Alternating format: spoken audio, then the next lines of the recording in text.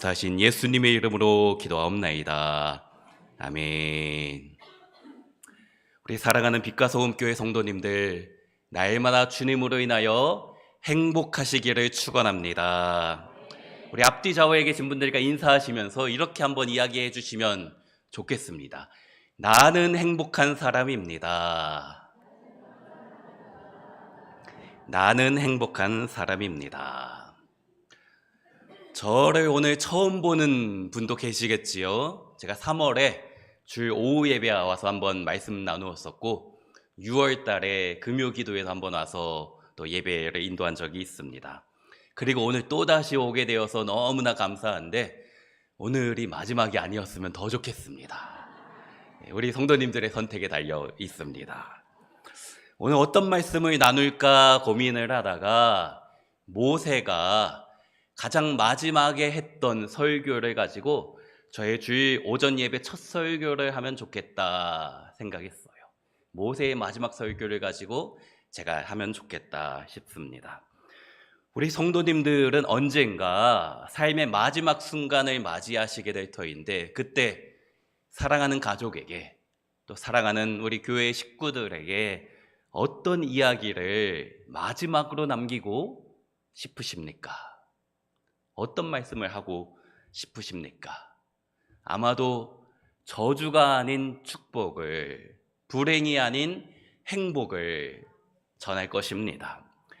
제가 아는 장로님이 얼마 전에 소천하셨는데 돌아가시기 일주일 전에 모든 가족들, 손주들을 다 모아놓고 너희들 나처럼 예수 잘 믿고 행복하게 살아야 된다 이야기하셨더라고요. 오늘 같이 나눈 오늘의 본문은 120세가 되어 죽음을 맞이하기 직전의 모세가 그의 사랑하는 백성 이스라엘에게 마지막으로 남겼던 유언의 말씀입니다. 신명기 전체가 모세의 고별 설교인데 마지막 장인 34장은 이제 결론에 해당되는 부분이고 33장이 모세가 했던 마지막 메시지이지요. 그 중에서도 가장 마지막 절 29절이 성경에 기록된 모세의 마지막 한마디였던 것입니다. 그것이 무엇입니까? 29절에 이스라엘이여 너희는 행복한 사람이로다. 이스라엘이여 너는 행복한 사람이다 라는 거예요. 이 말씀은 모세가 이스라엘에게 한 말씀이지만 사실은 하나님이 이스라엘 백성에게 더 나아가 우리가 믿는 하나님이 우리 빛과 소금 교회 성도님들에게 하시는 말씀인 줄로 믿습니다. 그러면 우리 성도님들 정말 행복하십니까? 정말 행복하시나요? 근데 우리의 삶을 보면요 쉽지가 않아요. 전도서 6장 6절 말씀 보니까 그가 비록 천년의 갑절을 산다 할지라도 행복을 보지 못하면 마침내 다 한 곳으로 돌아가는 것뿐이 아니냐. 무슨 이야기입니까? 2000년을 살아도 행복하지 않으면 허무한 인생이다 라는 거예요. 저는 행복한 목회를 하고 싶습니다. 목회가 때로는 부담이 되지요. 또 제가 우리 이창환 목사님만큼 잘할 자신도 없습니다. 하지만 우리 성도님들 위해서 날마다 기도하고 우리 성도님들에게 하나님 말씀을 전하는 것, 그것이 저의 행복입니다. 또 찾아가서 우리 성도님들 기쁜 일이 있을 때 같이 기뻐하고 슬픈 일이 있을 때 같이 울어주는 것, 그것이 저 자신의 행복이고 싶어요. 그런 목회 하고 싶습니다. 또 우리 성도님들도 정말 행복하게 살았으면 좋겠어요. 예수 믿는 것이 얼마나 기쁜 일인지, 예수 믿는 것이 얼마나 행복한 일인지, 세상이 줄 수 없는 기쁨, 세상이 줄 수 없는 평안, 세상이 줄 수 없는 행복, 그것을 날마다 누리며 살아가는 우리 빛과 소금 교회 성도님들이 되시기를 축원합니다. 물론 제가 우리 성도님들의 삶이 어떠한지 아직은 잘 모르지요. 그러나 오늘날 우리의 상황과 환경을 보면 결코 기뻐할 수 없는, 항상 행복하지만은 않은 우리의 상황이잖아요. 요즘 묻지마 칼부림 같은 각종 사건 사고가 너무나 많습니다. 왜 그렇습니까? 세상이 너무나 각박해서 그래요. 살기가 너무나 힘들어서 그렇습니다. 마음의 상처와 아픔을 가진 분이 이 세상에 너무나 많기 때문이죠. 인생에 수고하고 무거운 짐진 자들이 너무나 많은데, 그런 분이 교회 밖에만 있는 것이 아니라 교회 안에도 계시잖아요. 예수 믿어도 때로는 힘들고 때로는 고달픈 인생, 왜 이렇게 살아가는가, 그런 분이 여기도 계실 것 같습니다. 어떻게 해야 됩니까? 주님 안에 있을 때 참된 행복을 경험해야지요. 그 사실을 예배 드릴 때마다 내가 하나님 때문에 행복하구나, 예배 드릴 때마다 경험하면 좋겠고, 교회 밖에 나가서도 하나님께서 보내신 우리의 가정에서도, 우리의 직장과 사업장과 학교에서도 날마다 천국의 기쁨을 경험하는 우리 성도님들 되시기를 간절히 소원합니다. 그것이 우리에게 필요한 것이에요. 그러면 어떻게 해야 되는가? 이스라엘이여 너는 행복한 사람이다 라고 말씀해 주시는 우리 하나님을 경험해야 하는 것이지요. 하나님께서 이 말씀을 언제 하셨을까요? 오늘 본문은 이스라엘 백성이 출애굽을 하고 광야 40년의 고달픈 인생을 거치고 나서 약속의 땅인 가나안에 들어가기 직전에 요단강 동쪽의 모압 평지에서 있었던 말씀이죠. 이제 요단강만 건너기만 하면 하나님께서 약속하신 젖과 꿀이 흐르는 땅이 있는 것입니다. 그런데 광야 40년의 삶이 어땠습니까? 물론 하나님께서 구름 기둥과 불 기둥으로 인도해 주셨지만, 보호해 주셨지만, 광야의 삶은 너무나 괴롭고 고달팠잖아요. 지난주에 제가 여름 휴가를 갔다 와서 제 아내에게 한 말, 역시 집이 제일 좋다, 방콕이나 할 걸 그랬어요. 네, 잠깐 여행 갔다 온 것도 그렇게 힘들었는데 40년을 정처 없이 떠돌아다니던 인생, 그 이스라엘 백성이 얼마나 힘들었겠습니까? 물론 하나님은 크신 계획과 섭리 가운데 우리의 삶을 인도하시지만 우리는 하나님 크신 계획을 다 보지는 못하잖아요. 그래서 40년 동안 불평도 하고 원망도 한 적이 많았지요. 그런 이스라엘에게 너는 행복한 사람이라니요, 너희가 나한테 불평했지, 너희는 저주받을 인생이다 라고 하나님이 말씀하시는 것이 당연한 것처럼 보이는데 말입니다. 또 그들의 행색이 어땠을까요?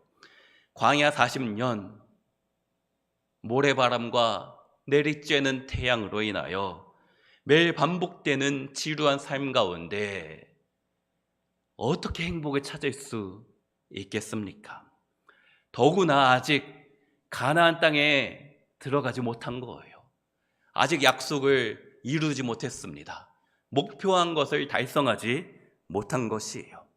또 가나안 땅에 들어가도 수많은 대적이 기다리고 있지요.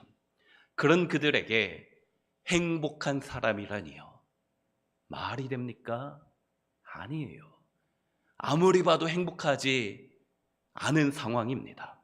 그런데 행복은 모든 것을 누리고 있을 때만 얻을 수 있는 것이 아니지요.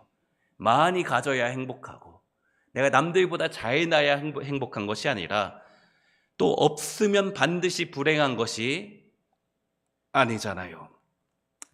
제가 세계 행복 지수의 상위권을 보면 선진국이 또 많지는 않더라고요. 중요한 것은 너는 행복한 사람이다 말씀해 주시는 하나님이 내 안에 계시는가입니다. 우리 26절 말씀 같이 한번 읽을까요? 여수른이여 하나님 같은 이가 없도다.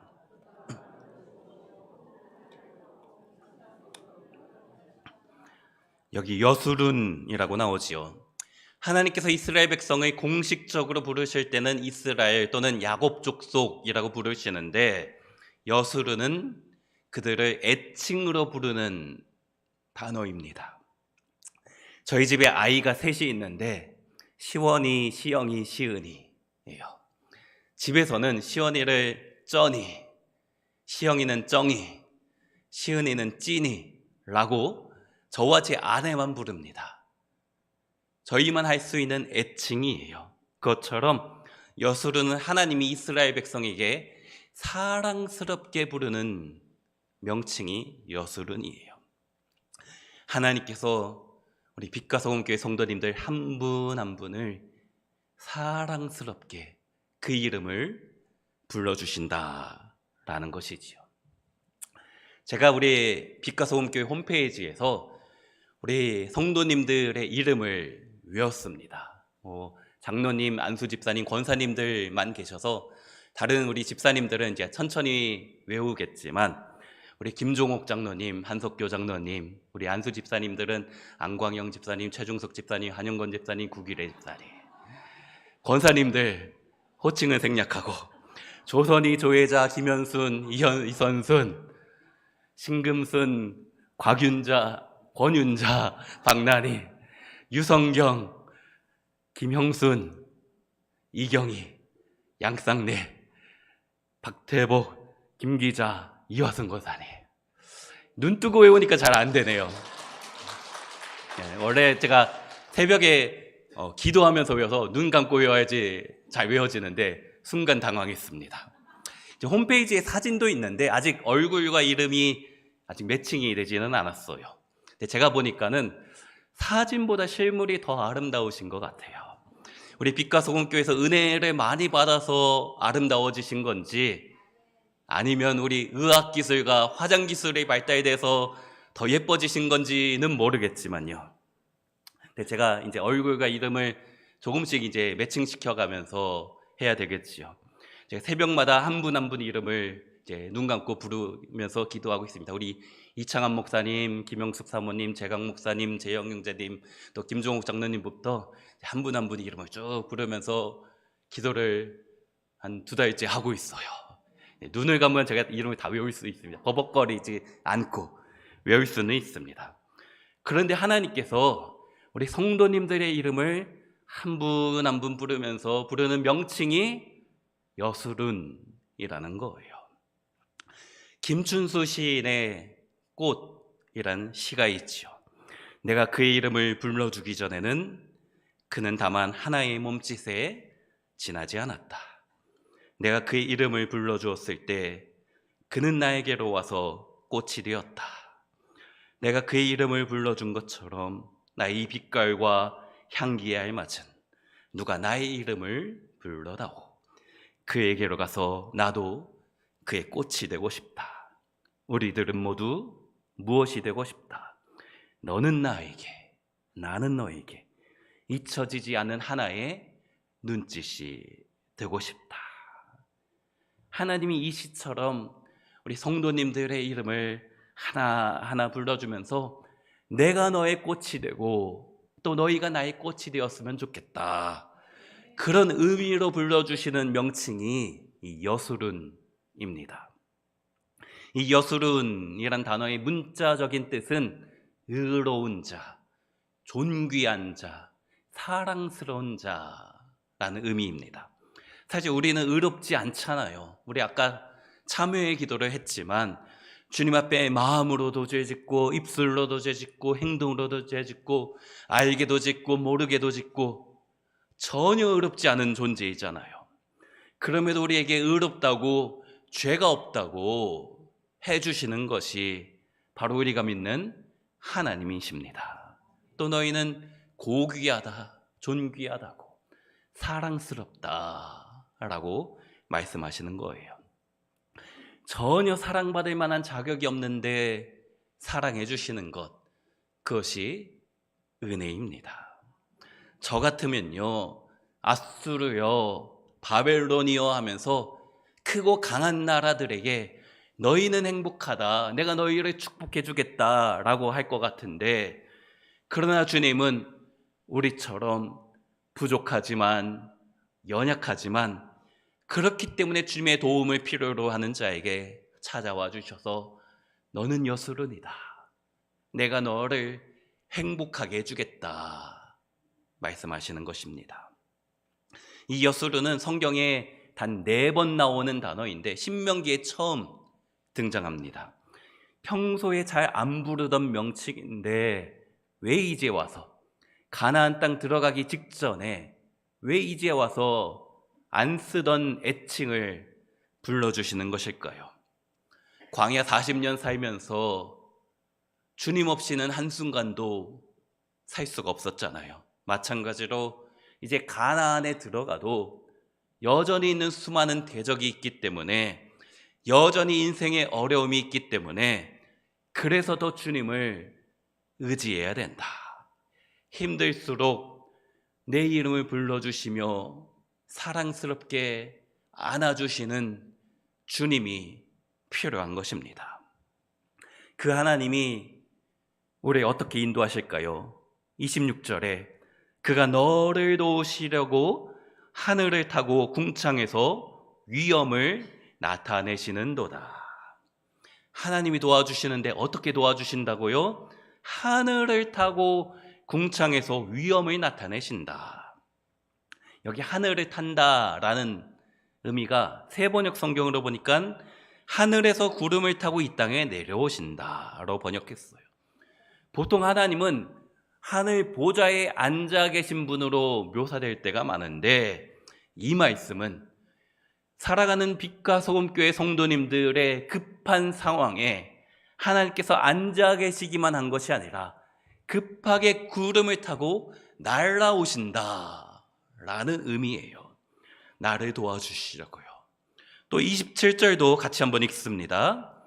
영원하신 하나님이 내 처소가 되시니 그의 영원하신 팔이 내 아래에 있도다. 그가 내 앞에서 대적을 쫓으시며 멸하라 하시도다. 우리 인생 가운데 수많은 대적이 있지요.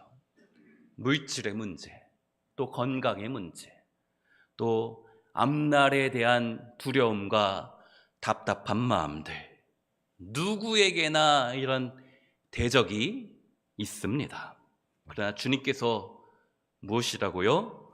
우리 인생의 모든 대적을, 우리 인생의 모든 문제를 쫓아내 주시겠다 말씀하신 줄로 믿습니다.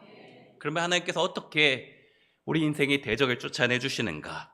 보니까 그의 영원하신 팔이 내 아래에 있도다. 다른 번역 성경 보니까 그 영원한 팔로 너를 떠받쳐 주신다 하는 거예요. 영원한 팔, 주님의 능력의 팔로 우리 성도님들 한 분 한 분을 붙잡아 주시고 떠받쳐 주시고 또 우리 인생의 수많은 대적을 물리쳐 주실 줄로 믿습니다. 모리스라는 여인이 있었어요. 그녀는 태어난 지 얼마 되지 않아서 아버지가 세상을 떠났습니다. 아버지의 죽음 이후 극심한 경제적인 어려움 가운데 고생을 하며 살았지요. 다행히 피아노에 재능이 있어서 독학으로 배웠던 피아노를 레슨하면서 생활비를 겨우겨우 마련했습니다. 나중에 목회자 남편을 만나서 가정도 꾸렸는데 언젠가부터 눈이 침침해지더니 50세가 되었을 때에 완전히 멀었습니다. 눈이 소경이 되었어요. 어려서부터 아버지를 잃고 경제적인 어려움에 또 육신의 장애까지 고달픈 인생이잖아요. 그러던 어느 날 자신의 삶을 하나님께 올려드리며 주님, 왜 이렇게 힘들게 살아야 됩니까? 기도하는데, 기도하는 중에 마음속에 하나님께서 하나의 가사와 곡조를 들려주시는 거예요. 제가 부를까 했는데 제가 감기가 걸렸다가 다 좋아졌는데 목만 아직 안 나와가지고 우리 성도님들에게 잘 보여야 되는데 목이 아직 안 나가지고 부르지는 못하겠어요. 그 여인이 기도 가운데 불렀던 찬양, 고난 내 영혼 편히 쉴 곳과 풍랑이 일어도 안전한 보구 폭풍까지도 다스리시는 주의 영원한 바르지에. 인생에 풍랑이 없다라는 것은 아닙니다. 그러나 풍랑 중에도 안전하고 결국 이겨나갈 수 있다. 그 이유가 무엇입니까? 주의 영원하신 팔 함께 하사 항상 나를 붙드시니 어느 곳에 가든지 요동하지 않음은 주의 팔을 의지함이라. 3절에 보면 나의 믿음이 연약해져도 미리 예비한 힘을 주시며 위태할 때도 안보해 주시는 주의 영원하신 팔 의지하자. 때로는 삶이 너무나 괴롭고 힘든 때가 있잖아요. 예수 믿는다고 이런 경우가 없습니까? 있지 않습니까? 그래서 나의 믿음이 연약해질 때도 있지만 그때마다 미리 예비한 힘을 주시는 분, 위태할 때가 있지만 안보하시는, 안전하게 보호해 주시는 주님이 있다라는 것이지요. 또 4절에 능치 못한 것 주께 없으니 나의 일생을 주께 맡기면 나의 모든 짐 대신 지시는 주의 영원한 팔을지. 내 인생에 수많은 무거운 짐들 그분께 맡겨드리면 주님이 영원하신 팔로 우리 안아주신다. 능력의 팔로 감싸주신다. 그 하나님이 지금도 우리 사랑하는 성도님들 붙잡아 주시고 우리의 처소가 되어 주시고 영원하신 팔로 떠받쳐 주시는 줄로 믿습니다. 그러면 주님으로 인하여 행복하다 말할 수 있는 거예요. 그러면서 하나님이 축복해 주시는 말씀이 28절입니다. 같이 읽습니다. 이스라엘이 안전히 거하며 야곱의 샘은 곡식과 새 포도주의 땅에 홀로 있나니 곧 그의 하늘이 이슬을 내리는 곳에로다. 이스라엘, 우리 빛과 소금교회 성도님들이 안전히 거할 뿐 아니라 야곱의 샘, 우리 성도님들의 가정과 사업장과 직장, 이 야곱의 샘 가운데 곡식도 가득하고 포도주도 넘쳐날 것이다 라는 말씀이에요. 그 이유가 무엇입니까? 그의 하늘이 이슬을 내리기 때문에 하나님의 하늘문을 활짝 여시고 우리 성도님들의 가정 가운데 야곱의 샘 가운데 수많은 이슬을 내려주셔서 은혜와 축복을 내려주셔서 나는 행복합니다 고백할 수 있는 줄로 믿습니다. 그렇기 때문에 29절에 이스라엘이여 너는 행복한 사람이다. 여호와의 구원을 너같이 얻은 백성이 누구냐 라고 나도 고백할 수 있는 것입니다. 우리가 어떻게 해야 내가 행복한 사람이다 라고 말할 수 있을까요? 그것을 깨닫게 될까요? 여호와의 구원을 나같이 얻은 백성이 누구인가? 나처럼 주님의 놀라운 은혜를 받은 사람이 도대체 누가 있는가? 수많은 우리 성도님들이 다 은혜 받았겠지만 하나님이 나를 가장 많이 사랑하시는 것 같다. 나처럼 은혜와 축복이 많은 사람이 누구인가? 이 고백이 있어야지만 나는 행복합니다 말할 수 있는 것이에요. 우리 성도님들에게 이런 은혜가, 이런 고백이 있으십니까? 주님이 나를 사랑하신데 나처럼 이렇게 축복받은 사람이 누구인가? 성도님들에게 이런 고백이 있으시기를 소원합니다. 제 이야기를 좀 할게요. 저에 대해서 궁금하실 것 같아서 저는 어려서부터 교회가 정말 싫었어요. 정말 교회 싫었습니다. 제가 고등학교 때 제 친구에게 언젠가 이런 이야기 한 적이 있습니다. 하나님이란 분이 있는지 없는지 모르겠지만 만약 있다면 나는 그분 정말 싫다 라고 했던 고등학교 시절이 지금도 기억납니다. 제가 얼마나 싫어했는지 우리 성도님들은 상상을 못 하실 거예요. 왜 그러냐? 제가 태어난 해에 저희 아버지가 교회를 개척하셨어요. 개척교회 목사님이옵니다. 상가 한 5층짜리 상가였던 것 같아요. 그 중에 한 2층에 작은 공간에 교회를 개척하시고 교회 한쪽 구석에 여기 교회만큼 크지도 않아요. 여기 한 3분의 1도 안 될 것 같은데 한쪽 구석에 방을 대충 칸막이로 쳐놓은 곳에서 태어났습니다.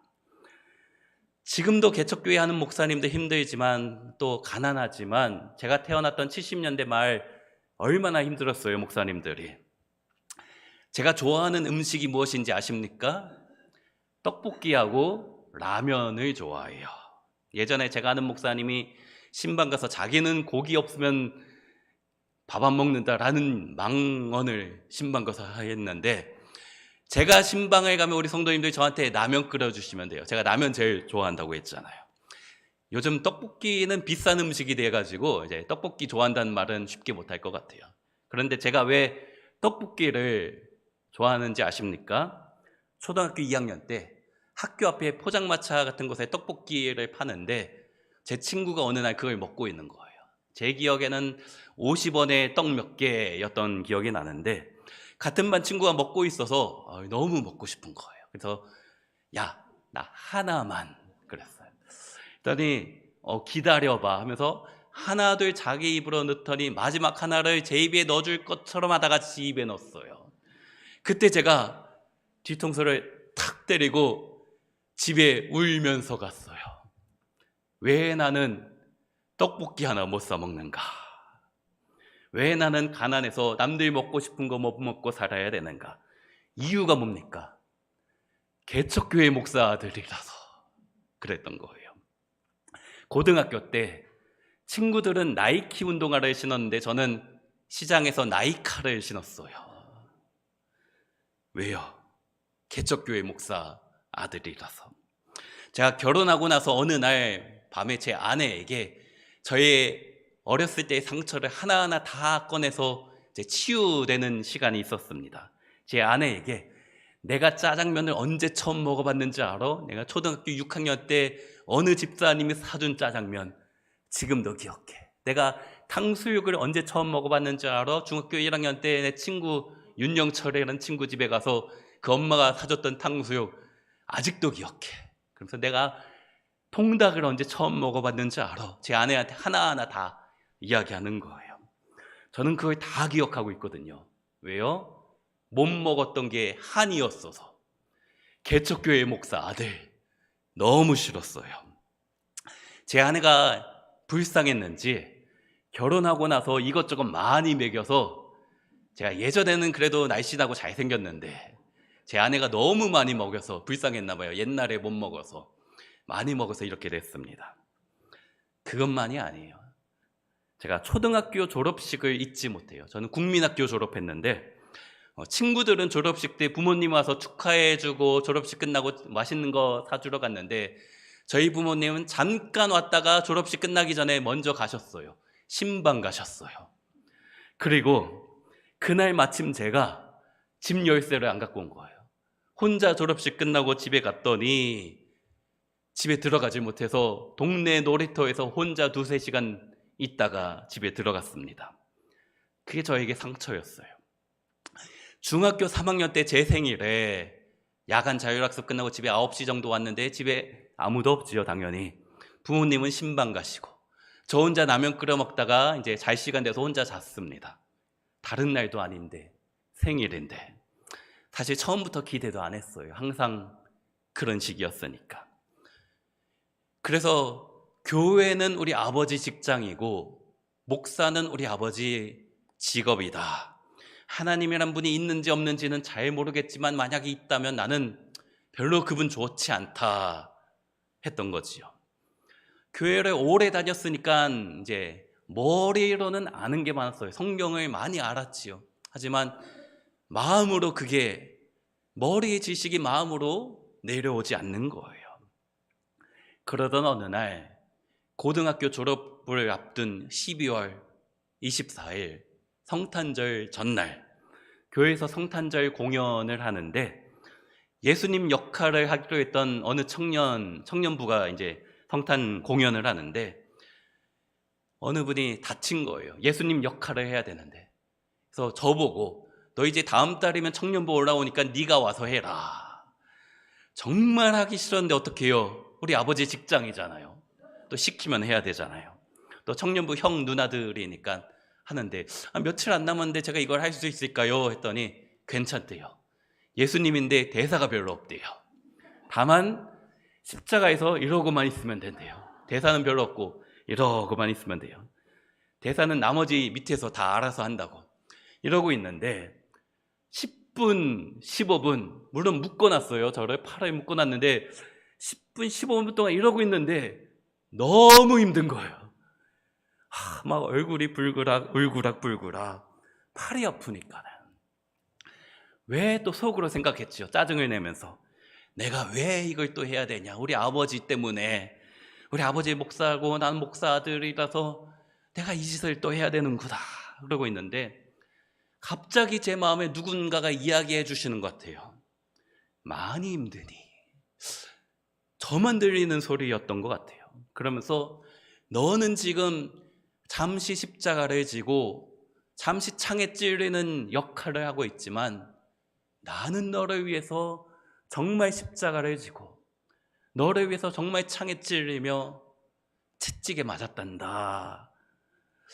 누군지는 모르겠는데 누군가 제 마음속에 음성이라고 해야 될지 그냥 저만의 상상이었던 건지 생각이었는지 잘 모르겠어요. 그때 저도 모르게 눈물이 나는 거예요. 내가 왜 이러지 하면서 속으로 왜 이러지 하는데 눈물이 나는 거예요. 그때 예수님이 있나 없나 그런 생각도 안 해봤는데 예수님이 계시구나 처음 믿어졌습니다. 성극하고 있었잖아요. 무대 중앙에 제가 이러고 있는데 성도님들이 다 쳐다보고 있는데 제가 눈물을 펑펑 흘리고 있는 거예요. 성도님들이 당황하셨어요. 제가 평소에 저런 애가 아니었는데 그랬던 거죠. 그런데 저는 눈물이 주체할 수 없었던 것입니다. 남들의 시선은 중요하지 않았어요. 예수님을 처음 인격적으로 만났기 때문이시죠.